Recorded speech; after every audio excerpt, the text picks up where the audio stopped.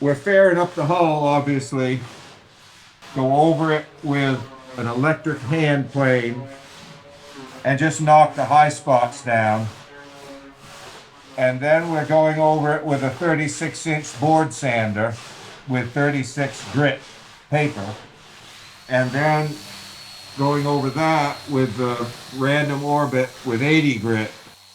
So we're going to chamfer all the seams on this boat. The owner wanted the seams to really show. So how I do that is I use a rabbit plane, in this case my little bullnose rabbit plane, and I just stick that in the seam at a 45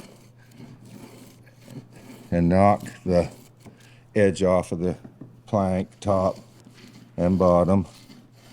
And then I take just a block of wood with a sticky back piece of sandpaper on it, and I can hold that in there.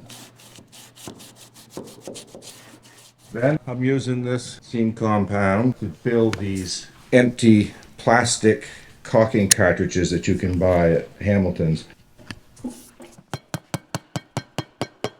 When I did the 38-footer that I built, I rigged up a little paint sprayer and this, and I caulked and seam compounded the whole boat in 8 days myself.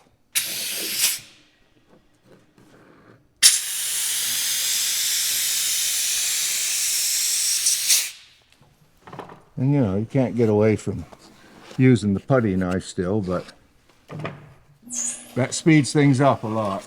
This is Kirby's primer that they recommended I thin 50%, so the first coat is thinned, and then the next coat.